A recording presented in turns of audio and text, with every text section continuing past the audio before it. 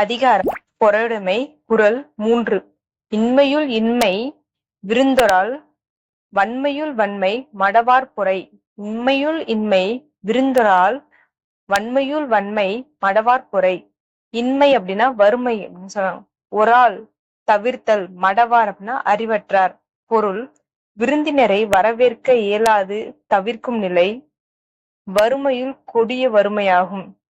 அதுபோல அறிவற்றார் செய்யும் தீங்குகளை பொறுத்துக் கொள்ளுதல் வலிமையுள் சிறந்த வலிமை.